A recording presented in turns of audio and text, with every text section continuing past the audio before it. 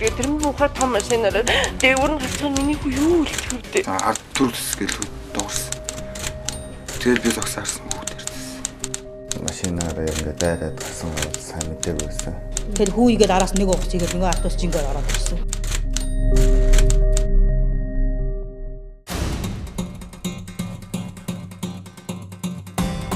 Хүүхдээс хохрол дуусч байгаа.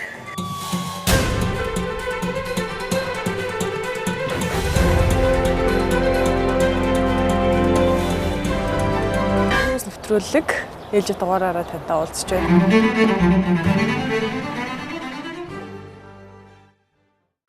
Тадчултаа цаанаар архиад болж машинаа зураа.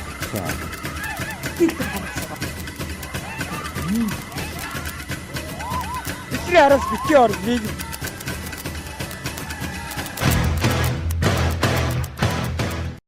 Одоо өрөх гэж байгаа сурвалжлага маань яг нөгөө эцэг эхчүүд хүүхдээ аюултай одоо тээвэрлэж яваа юм жишээнүүд олон байгаа юм л да. Энэ дээр яг нөгөө суудлын зориултын суудал өндөрлөгч бүс гэл олон зүйл яригдана. Тэгээ нөгөө эрхлүүлж ингээл жолооныхоо урд авдаг ч юм уу тэр үйлдэл бол жишээлбэл эрсдэл гарч байгаа тохиолдолд бол яг өөрийгөө хүүхдээрээ хамгаалж байгаа юм шиг тийм л үйлдэл юм байна л да. Харамсалтай нь эцэг эхчүүд маань нөгөө хүүхдээ их аз жаргалтай байлгаж ийн гэж бодоод жолооныхоо урд барай яваад идэг. Тэгээд энэ мэт үйлдэлүүд ер нь хүүхдэд ямар осолтой аюултай юм тий үүнээс яаж сэргийлэх вэ гэдэг талаар нэлээ мессеж өгье гэж бодсон. Бид бас хэсэг хугацаанд яг цагдаагийн ажилтнтай ажилласан байгаа маш олон эцэгчүүд яг ийм зөрчил гаргаж байна. Тэгээд энэ сурвалжлага мэдээллийг хүргэе. Хүн ачаа тээвэрлэх журам код гэж мэдэх үү та? Хүүхдээ хаана яаж тээж юм та? Энэ тийм журам код мэдэх үү? Замын хөдөлгөөний дүрм мэдэх үү? Тэгээд одоо танаа хөгжгөө цонхоороо гарцсан явж хамаагүй. За харуу анзааруу. Анзаарсан. Хамгаалах үсийн зүйлгээд одоо энэ ихэд хамгаалах үс ажиллаж штэ тань хараа. Хамгаалах үсийн зүйлгээд зориултын сандал дээр суулгаад. Мэдгүй тийм. За бага насны хүүхдийг хаана тээвэрлж хаана авч явж байна. суулгах гал бүр. Монгол замын хөдөлгөөний дүрмд байгаа штэ. Хүн ба ачаа тээвэрлэх журам гэж. Цагдаа юу гэж? Аны чанга хийдэг. Энэ цууд багтдаг. Та бага насны хүүхдүүд зориултын сандал дээр нь хамгаалах үсийн зүйлгээд аюулгүй байдлыг хангасан таны Монгол Улсын замын хөдөлгөөнд 2-3А гэсэн заалт байгаа шүү дээ. Жолоочийн үүрэг гэдэг. Тэр бүгдийг та хангаж замын хөдөлгөөнд оролцох байхгүй. Тэгэхгүйгээс ингээ зам төрөө орслонгод бага насны хүүхд шууд хохирогч нь болоод байгаа байхгүй.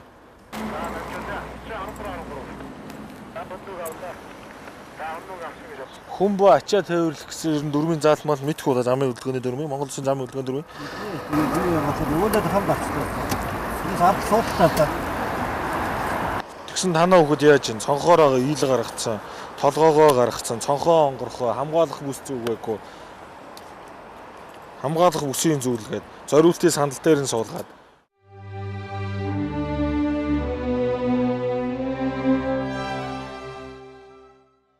Яг ямар зөрчил гаргав вэ? Энэ зөрчлийн өрнө эцэгчүүд яг ч алдаад байна. Тэгэхээр сая энд үндсэндээ Чингисийн талбай бид нар зүүн зам дээр хянч алтыг тавилалаа. Тэгээд 50 хугацаанд бол мэдээж жолооч нар маань өөрсдөө эцэгчүүд маань хүүхдийг тийм хэрхэн яаж тээвэрлж яваа вэ гэдэг нь саяны бичлэгүүдээс ерөнхийдөө згш туснаа тодорхой харагдсан баг тийм ээ. Өнөөдөр бага насны хүүхдийг замын хөдөлгөөний дүрмэнд заагцснаар тийм ээ харгалзахгүйгээр тээвэрлээ урд судал суухыг хориглон тийм ээ. За мэдээж тээвэрлэл дотор тээвэрлж явж байгаа нөхцөл тухайн хүүхд маань хэдий бага насны ч гэсэн энэ зорчигчийн үүргээр тийм ээ замын хөдөлгөөнд оролцохдоо заавал хамгаалтын бүс болон хамгаалалтын суудал дээр сууж замын хөдөлгөөнд оролцох хэрэгтэй. Зөвхөн өөрөө зүвжээд болоо бусд нь хамаагүй. За даайлангуй бүр бага насны хүүхдүүд бол ерөөсөө огт хамгаалах бүсийг хэрэглүүлдэггүй. За зарим нэг жолоочууд бараг өвөр дээрээ аваад хүртэл явж байгаа юм тийм. Энэ маань өөрөө зам төр ус төрөд холбогдоход тухайн хүүхдийн амнаас эрүүл мэнд бол цэвэр эрсдэлд одоо ороход тийм ээ бэлэн явж байгаа.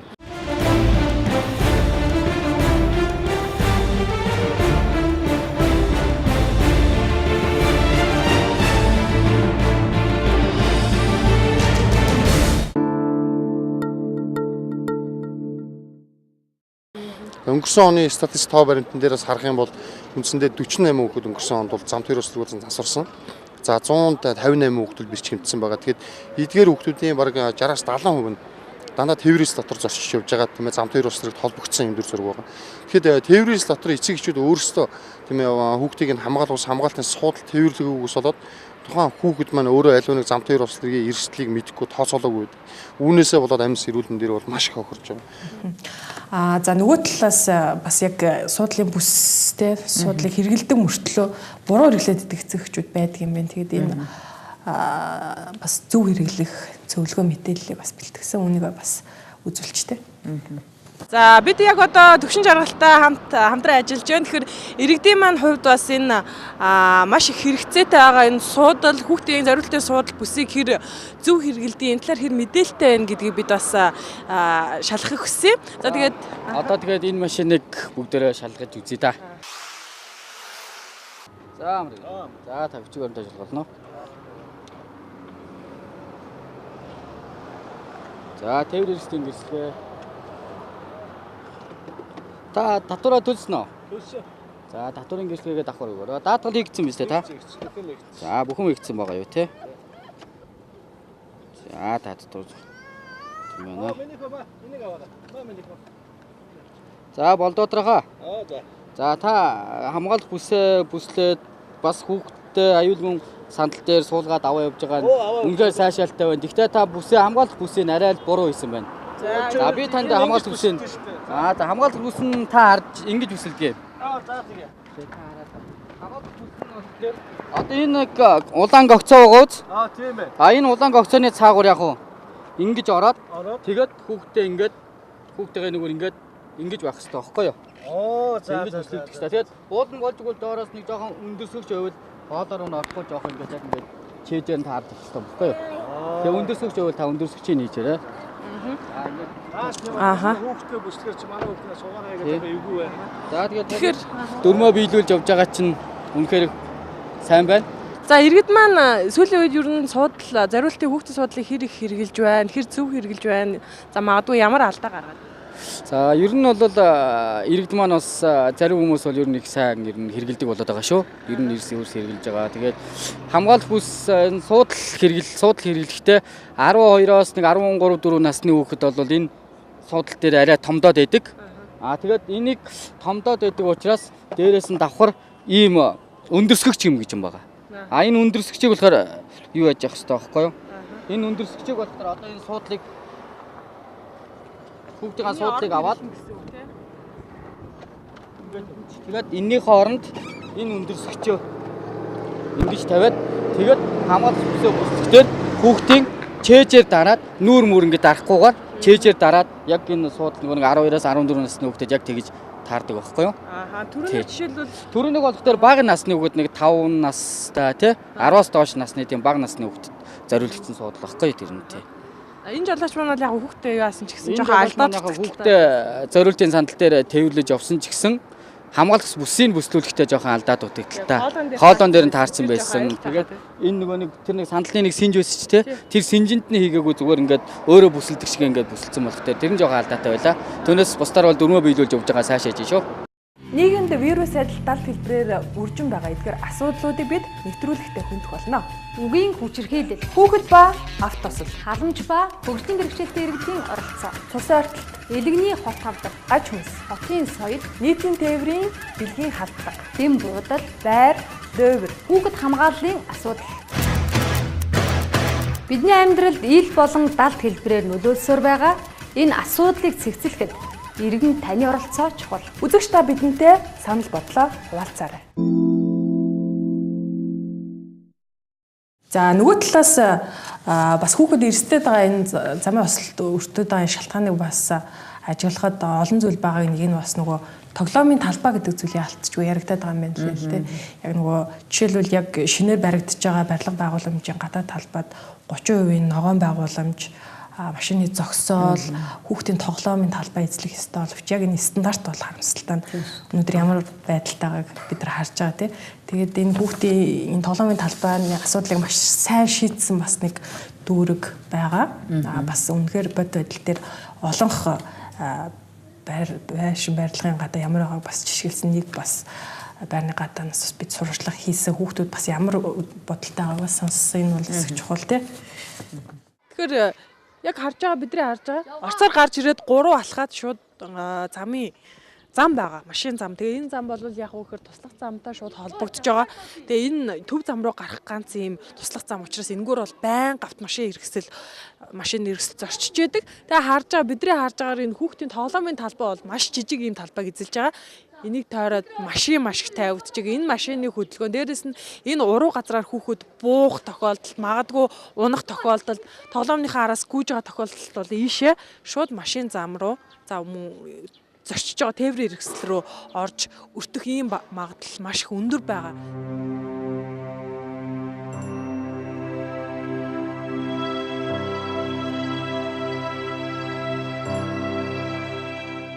Тоглох талбай орчин нөхцөл юу нэрх байна гэж бодож байна. Тоглох талбай дээр амар бага. Тэгээд энэ аваар ингээд тоглоё гэхээр машин зам гинтгээд ингээд машин гараад ирдэг болохоор тоглох талбай амар хэцүү. Тий. Чөлөөтэй гүйж чадчихна биз дээ. Үгүй. Чи жоохон дүүтэй юу? Жоохон дүүтэй. Дүүгээ ер нь байнга харж байхгүй л хэцүү. Хэцүү энэ аваар машин зам их хөдөлгөөн байдаг болохоор тэгээд дүүнэрээ ийш тийш нээлээ бас машин замд ороочих байдаг юм гээд. Тэгээд намайг ихчмэнэ намайг даатгаж шийлээ 2 дүүгээ араар ингэж гардаг байхгүй. Тэгээд машин зам руу ийшээ орчих гээд гүүгээд яваад байдаг болохоор амар хэцүү. Сар мэдээлэл бид нар бас хүргэсэн байгаа. Жишээлбэл орцноосоо гараад юу гэдгийг шууд зам харгуй байдаг. Замын гадна тоглоомын талбай бас хүрэлцээгүй байна гэсэн. Тэгвэл бас сайн жишээ бас байгаа тийм ээ. Одоо жишээлбэл энэ орчин бол хүүхдэд үнэхээр аюулгүй байж чадчихна гэж ойлгож байна. Тэгээ энэ сонгойхон дүүргийн дотоод дэвсгэрт энэ 1-р байрны уртл 1-р орол 1-р байрны уртлын зам дээр ингээд орон сууцны тухай холбоот байгууллагууд ингээд хүүхдэд аюулгүй орчныг бүрдүүлсэн байна. Энэ өөрөө хүүхэд аюулгүй орчныг бүрдүүлнэ гэдэг маань замаасаа хол тэгээд зарчим үсгээс хол байна гэдэг нь өөрөө хүүхдэд аюулгүй гэдлээрээ тийм. Тэгээ ерөөхдөө барилгын норм дүрм заасан дагуу ерөөхдөө нийслэл хотын хэмжээнд зарим газрууд бас очир дутагдaltaй. Энээс одоо энэ ч одоо барилга барьчих газар байлаа гэхэд одоо хүүхдийн тоглоомын талбай болчих юм байна жишээд. Тэгээд хүүхдийн тоглоомын талбай байхгүй ийм орон сууцны оролцоод маш их байгаа тийм. Тэгэхээр энэ хүүхдийг одоо холбогдох байгууллагад нь хүүхдийн аюулгүй орчныг бүрдүүлэх талд бас анхаарлаа хандуулаач гэж замын цэнтэй газар уриалж байна. Тэгэхээр үзэгчд маань ч гэсэн харж байгаа ах. Энд бол яг хүүхэд тоглох орчин нөхцөлийг бол хангалттай бүрдүүлж өгсөн байна. Тэгээд тухайн нутаг дэвсгэрийн бас юу гэдэг холбогдох байгууллагууд сайн ажилласан байх гэж бодож байна. За бусад өмнөх жишээнүүдээс харахад бол энэ талбайд бол маш олон барилга байгууламж баригдчихж байгаа. Тэгээд шигүү учраас хүүхдүүд маань нэгдүгээрт тоглох орчин байхгүй учраас маш хол явах. За хол явж байхдаа замын одоо ослын дэгдэлд орох тохиолдлууд олон. Дээрээс нь одоо за эрүүл ахуй юу гэдгийг аюулгүй байдал гэдэг төр бол яриач хэрэггүй тийм орчин нөхцлөөс шүү дээ. Энд бол зүгээр ерөөсө төрөлжүүлээд насанд нь тоглохоор ийм талбайг бол шийдээд өгсөн байна. Эндээс бас үлгэр жишээ аваад оршин суугчд маань бас өөрсдийнхөө дүүрэг юу гэдгийг хариалагдах байгууллагуудад өөрсдийн санал хүсэлтийг маш одоо идэвхтэй тавиад бас энэ мэт орчныг бүрдүүлж болох жишээ юм байна. Тэгэхээр энд бол харж байгаагаар бол хүүхд тоглож байгаа талбайд ямар нэгэн тээврийн хэрэгсэл оролцох ямарч боломжгүйгээр шийдээд өгсөн учраас энийг бол хүүхдүүдийг бол тодорхой хэмжээнд маш сайн хамгаалж чадчихна гэж ойлгож байна. Хөл бөм 97-д байдаг шиг хөл бөмбөгийн тэгээд бас сагсны талбай хоссон байвал надад гоё өгдөө шүү дээ. Тэгвэл тэгэл чөлөөтэй тоглож шүү дээ. Тэгээд бас нэг хажуугаар нь дугуун зам барьчвал бүр гоё шүү дээ. Бүр гоё. Тэгэхээр саяын сурвалжлагаас бол ер нь асуудлыг бас ингэж шийдэж болохоор байгаа зү тийм. Жохон зүрх сэтгэл гаргаад яг хийгээд зорих юм бол боломж бол байгаа аахгүй. Тэгэхээр ер нь бол мэдээж өнөөдрийн нэвтрүүлгээр ч гэсэн бид хэн нэг буруутгах гэсэн дэ ч юм уу тийм асуудал хөндөд байгаа биш. Монголын ирээдүй бас нэг хүүхдээ ч гэсэн хамгаалъя гэдэг дуу хоолойг илэрхийлэхийг хүсэж байгаа шүү дээ.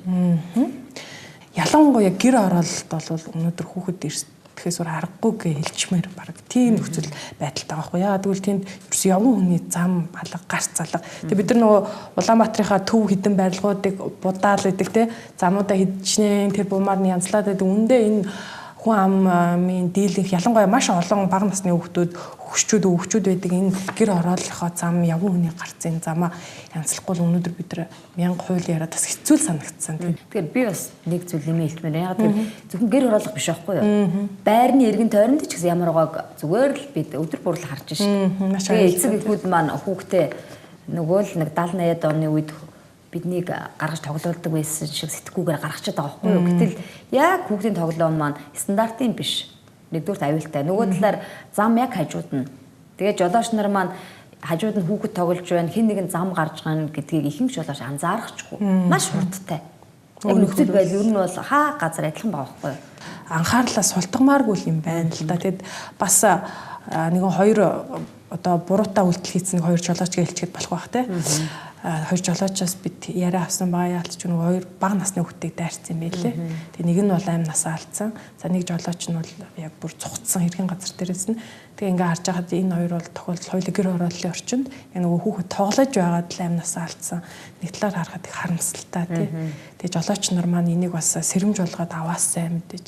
Яг нөгөө таны хэлдгэр хүний мууг үзэх биш сенсацлах биш тий. Сэрэмжийг аваасаа гэж хүсэж байна.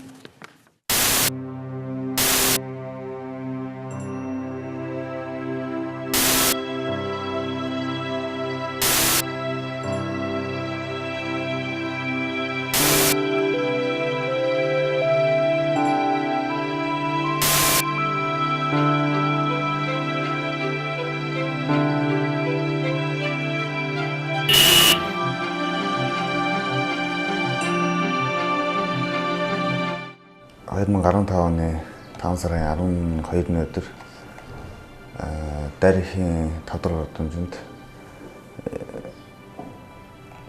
3 настай хүүхэд дайраад тэгээд алсын газраас мэдэхгүй яваад машинаар ингээд дайраад гарсан гавал сайн мэдээгүй байсан. Ирүүлсэн яг би яг тэр нөө ингээд хөдлөөд яг тэнцээ 4-5 минут зогссон байхгүй. Тэгээд хөдлөхтөө бол их зөөлх хөдөлсөн. Барнасаа тэгээд зөөлх хөдлөөд нэг дугуйг овгос хийх шиг болсон. Тэгээд жоохон цаашаа ингээд явж байгаад ингээд жоохон дайлаа харсан чинь ард нэг харал юм байсан. Яг хүүхдээ гэж мэдээв. Нэг юм дээр гарах шиг гарсан яг н артлын дугуйн дээр нэг юм ингээд овгос хийсэн байхгүй. Тэгээд яг хүүхэд байна гэж байгаагаа тэгээд нэг удаа юм дээр гарцсан болов яг одоо тэгээ би тэр чигээр явчихгүй. Тэгээ тэр нь хүүхэд л байсан юм лээ би. Гэнтэй бүрнээс үндэс дээшээ хүн ажиж эцэдрээ өч болгочоод эргээд уруудж авсан. Тэгээд шин дээрэн дээр чи хүнтэй зөрсөн машинтайгаа уулзаж зогсож байгаа тэгээ хөдлөөж гэсэн чи тэр юм нэг эрэг байдаг. Ухсан ингэ тойрож замд тэгшилж. Тэр иргэний дээлтэй дөрөв суугт байсан. Тэгэхээр хоёр нөгөөжөөс нэг идэхэд багцсан. Тэр миний машин уртлаггүй дэч өсөл авчихсан гэж. Тэгэл би тоорон цаазаа ирж цэцэн тахгүй гэж би таашаасан. Энэ тэр хөвчөөр харж ирсэн ч байгаа хүн байна уу? Таны хүн байна уу? Тэр үрж олж явсан. Хашаараагүй гэсэн. Тэгсэн чи өөсөө ойрцоолсон танихгүй гэж өөрөө танихгүй гэсэн. Тэгсэн чи тэр хойдын шиндлэрээс нэг их гал нэг гүйжсэн. Хэмлээ мөнгөс. Тэгээ яасан танаа хөвгт юм уу гэсэн чи манай хөвгт шээ би харж байгаа юм. Хашаагаан жолчод гэрийн жолчод би гэртээ юм гоож байсан. Хөвгт гэрт байсан гэх юм.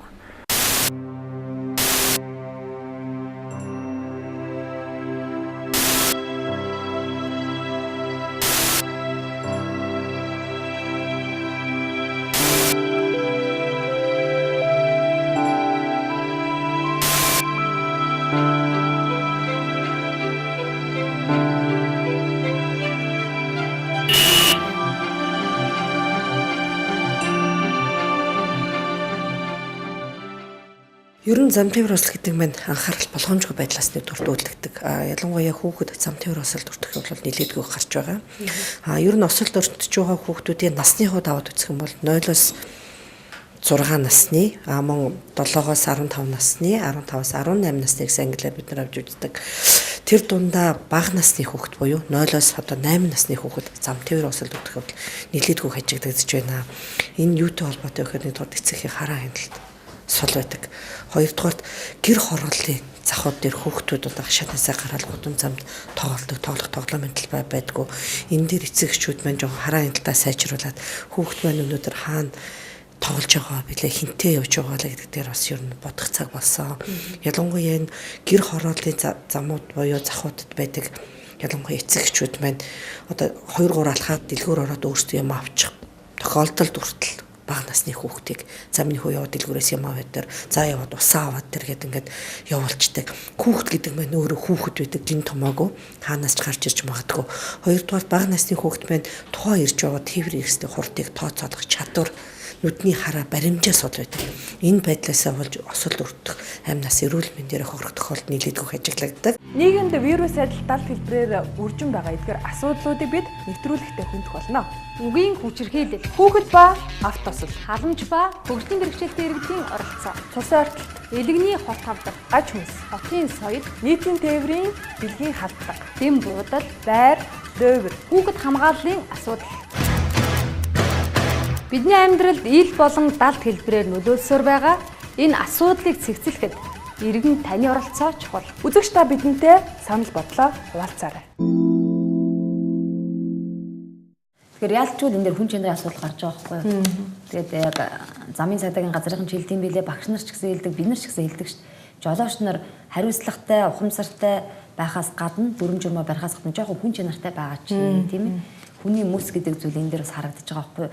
Нөгөө талаар би бас нэг зүйлийг хэлмээр санагдаад байгаа. Энэ болохоор одоо маш олон сургуулийн хүүхэд тээвэрлж байгаа автобус явж байгаа тийм ээ. Энэ бол мэдээд сайн талтай сургуулийн автобус тийм ээ. Аюулгүй орчинд гэрийнх нь ойролцоо өргөж ийн гэдэг давуу талууд их байгаа. А нөгөө талаар сургуулийн автобусын ихэнх гэж бараг бүгдээрээ гэж хэлж болохоор стандарт хангахгүй байна гэдэг зүйлийг хэлж байгаа байхгүй юу мэрэгчлэлт маань. Тэгэхээр энэ зүйл дээр эцэгчүүдийн хувьд мөнгөө төлөөд өндөр төлбөртэйгээр хүүхдээ сургуульд сургаж байна. Нөгөө талаар яг таны хүүхдийг тээвэрлэж байгаа, зорчиж байгаа энэ автобусанд нэг хяналт тавиач та нэг санаад асуугаач гэдгийг бас хэлчмээр санагдаад байгаа байхгүй юу. Хүүхэд ер нь зам дээр бас төрж байгаа энэ судалгаан дээрээс ер нь харж байхад хүүхдүүд дийлэнх нь за сургуулаасаа гараад гэрлүүгээ эсвэл гэрээсээ гараад сургууль руугаа явах замдаа зам дээр бас холбогдсон байдаг. Тэгэхээр энэ судалгаан дээр тулгуурлаад бид нар холбогдох байгууллагууд нь саналууд өгöd үргэлжлэсний үндсэн дээр одоогоос 2 жилийн өмнө үеийн оноцонд 2013 оноос эхлээд нийслэлийн цэглэрийн захирамж гараад за хувийн хвшлийн сургуулиуд мөн улсын болон хувийн хвшлийн сургуулиуд нь одоо хүүхэд зөвлөлийг автобустай болгоё гэдэг хэм шийдвэрүүд бол гарсан байгаа. За манай замчдын газраас 2015 оны 8-27-28-ны өдрүүдэд нийслэл үйл ажиллагаа явуулж байгаа хувийн сургуулиудыг тийм одоо бүх одоо хувийн болон улсын сургуулийн бүх автобуснуудыг шалгаж үзтэл стандартын дагуу тэгэхэд за үндсэндээ нэг 70 сургуулийн 70 автобус биш 33 сургуулийн 70 автобус за 2 цэцэрлэгийн 2 автобус гэдэг үндсэндээ 72 автобус шалгагдсан. За үүнээс ерөөсөө энэ 72 автобусоос нэг ч автобус бол энэ стандарт бол тэнцээгүй байгаа. За өнгөрсөн жил бид нар бас 2014 онд мөн адилаар шалгалтуудыг хийж ирсэн. За өнгөрсөн жил бол мэдээж стандарт машин гарсан байсан.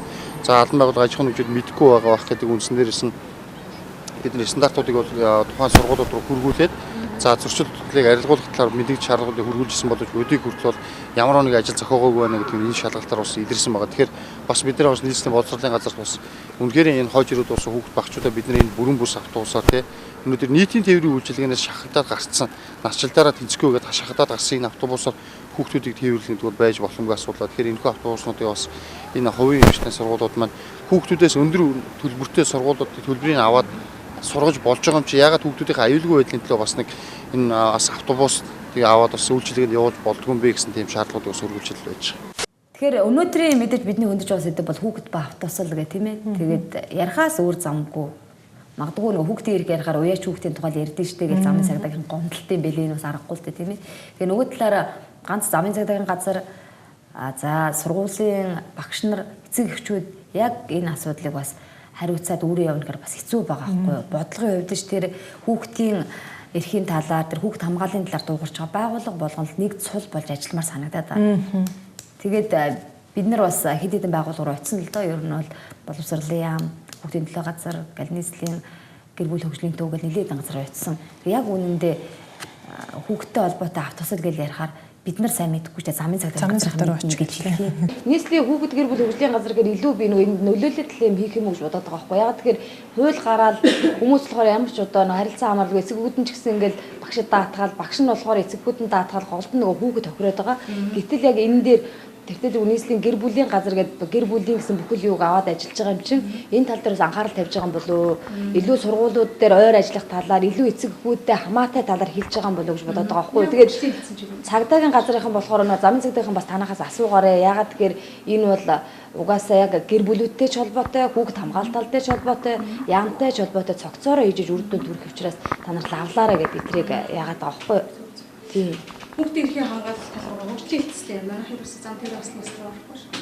Хөгжлийн хэлцтэй хаана нэртэй хэлц байгаа. Гэхдээ юунд дээрс л яриа. Зам дээр дээр боломжгүй байдаг. Зам дээр одоо зам дээрийн ослоо таны яриад байгаа бол манайх ярих хүн байх. Одоохондоо бол тийм яг хуулийн дараа хийсэн зохицуулт үзүүлэлт одоо. Яг тэгэхээр аюулгүй ажилтнууд удаахыг хэлсэн гэж байна. Яг энэ ярианаас ч харагдаж байгаа шүү дээ. Энэ бол нэг мэрэгчлэлний яриа шүү дээ. Яг л бас л нэлээд томоохон албан тушаалтны л яриа. Тэгээд ерөнхийдөө нэг иймэрхүү л яриа өгөх юм аа. Ер нь тэгээд яг хариуцлага асуусан тий.